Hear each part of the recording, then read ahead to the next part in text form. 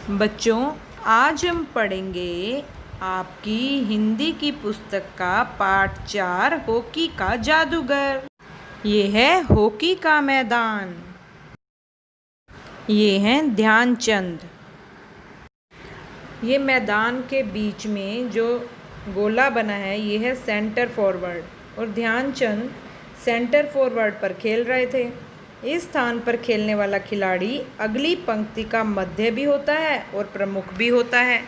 और ये है गोल पोस्ट। सबकी नज़र गोल पोस्ट पर थी। गोल करने के लिए ध्यानचंद बिजली की गति से आगे बढ़े। उन्होंने जोरदार स्कूप किया। गेंद उठाने की कला में उनका कोई जवाब नहीं था, लेकिन यह क्या, गोल हुआ ही नहीं।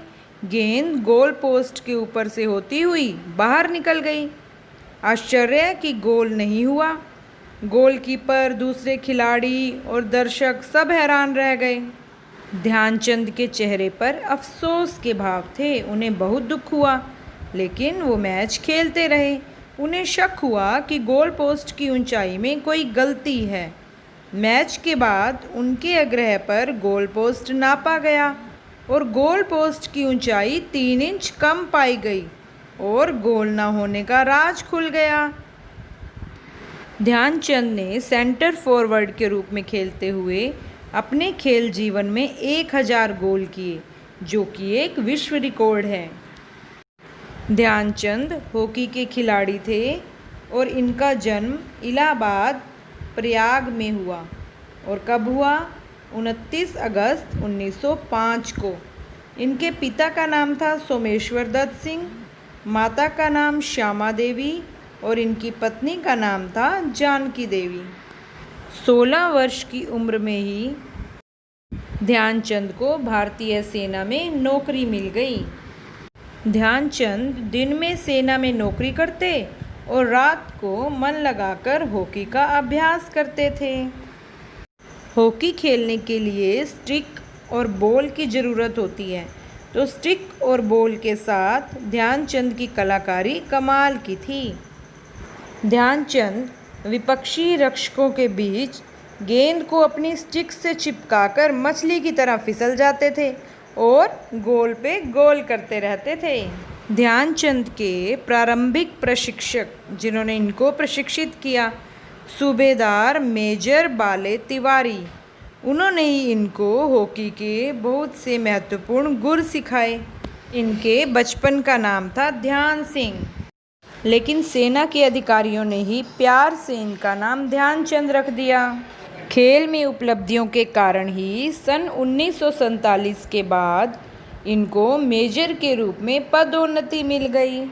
सन 1936 में जब बर्लिन में ओलंपिक हुए तो ध्यानचंद कप्तान थे, तो उनकी कप्तानी में भारतीय हॉकी टीम ने जर्मनी को उसके घर में ही 8-1 से करारी हार दी और स्वर्ण पदक जीता।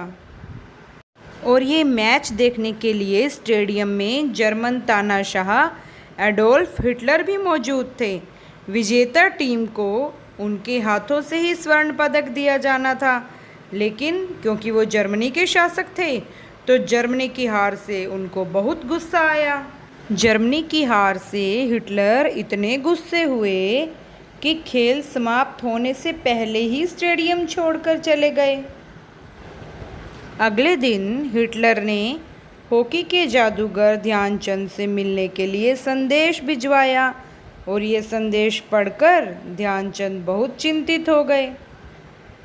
ध्यानचंद पता है क्यों चिंतित हुए?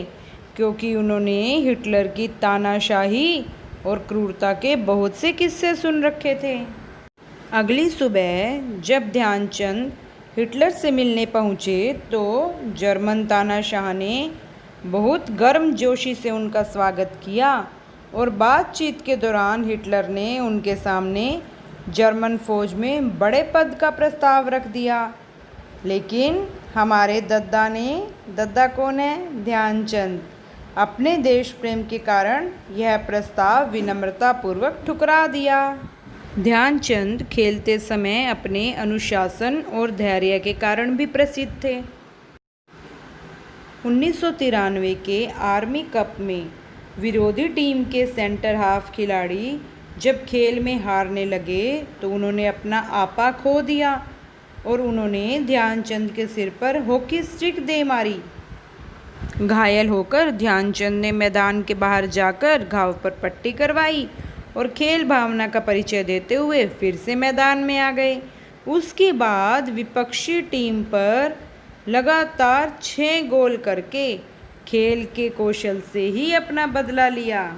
इनके परिवार वाले और खेल प्रेमी इन्हें दद्दा कहते थे। विदेशों में भी ये बहुत लोकप्रिय थे। क्रिकेट के भगवान ऑस्ट्रेलियाई बल्लेबाज डॉन ब्रैडमैन ने एक बार कहा था, मिस्टर ध्यानचंद, जिस तरह से क्रिकेट में रन बनते हैं आप वैसे ही हॉकी में गोल करते हो। ऑस्ट्रियाई मानते हैं, ऑस्ट्रियाई यानी ऑस्ट्रिया के रहने वाले लोग, कि ध्यानचंद दैवी प्रतिभा के धनी हैं, कि उनके पास ज़रूर कोई दैवी शक्ति है, क्योंकि उनके भी हमारी तरह 2 हाथ हैं और 2 हाथों से इतने गोल करना संभव तो नहीं है। ऑस्ट्रिया की राजधानी वियना के क्लब में ध्यानचंद की 4 हाथ वाली मूर्ति बनाई गई है। उनके चारों हाथों में हॉकी स्टिक है, क्योंकि ऐसा माना जाता था कि उनके पास कोई दैवी शक्ति है, इसलिए उनके चारों हाथों में हॉकी स्टिक दिखाई गई है। और कई बार तो विपक्षी टीमें जो उनके सामने से खेलती थी उनकी स्टिक को तोड़ कर देखते थे कि कहीं उन्होंने कोई चुंबक तो नहीं लगा रखा है कि वो अपने गेंद को साथ में चिपका लेते हैं और फटाफट गोल करते रहते हैं। तभी तो लोग उनको ठीक ही कहते हैं, हॉकी का जादूगर। 1932 में लॉस एंजल्स ओलंपिक में भारत ने अमेरिका को 24-1 से हराया था। ये भी एक विश्व रिकॉर्ड है। और इस मैच में ध्यानचंद ने 8 गोल किए, जबकि उनके छोटे भाई रूप सिंह ने 10 गोल किए थे। ये देखो, ये है ओलंपिक का चिन्ह। ओलंपिक दुनिया की सर्वश्रेष्ठ खेल प्रतियोगिता होती है और इसका आयोजन हर 4 वर्ष बाद होता है। ध्यानचंद को सन 1956 में पद्म भूषण से सम्मानित किया गया था। 1972 के म्यूनिख ओलंपिक में ध्यानचंद को विशेष अतिथि के रूप में आमंत्रित किया गया, लेकिन उनकी आर्थिक स्थिति सही नहीं थी, यानी कि उस समय उनके पास धन की कमी थी, इसलिए वे सम्मान प्राप्त करने नहीं पहुंच सके। ये देखिए बच्चों, भारत सरकार ने ध्यानचंद के सम्मान में डाक टिकट भी जारी किया है। उनके जन्मदिवस 29 अगस्त को हर वर्ष राष्ट्रीय खेल दिवस के रूप में मनाया जाता है। भारत के राष्ट्रीय खेल हॉकी का गौरव ध्यानचंद के परिवार ने भी खूब बढ़ाया है। ध्यानचंद के पुत्र अशोक कुमार ने सन 1975 के विश्व कप में गोल करके भारत को विश्व विजेता बना दिया था। हॉकी से जब ध्यानचंद ने संन्यास ले लिया तो विदेशों से उनको कई अच्छे प्रस्ताव आए, लेकिन उन्होंने धन के लिए देश नहीं छोड़ा। उन्होंने राष्ट्रीय खेल संस्थान पटियाला में ही प्रशिक्षक के रूप में कार्य किया, मतलब वे और खिलाड़ियों को हॉकी का प्रशिक्षण देते रहे। 3 दिसंबर 1979 को दिल्ली के एक अस्पताल में हॉकी के इस जादूगर का निधन हो गया। मेजर ध्यानचंद ने झांसी के हीरो ग्राउंड पर हॉकी खेलना शुरू किया था और उनका अंतिम संस्कार भी इसी हीरो ग्राउंड पर हुआ था।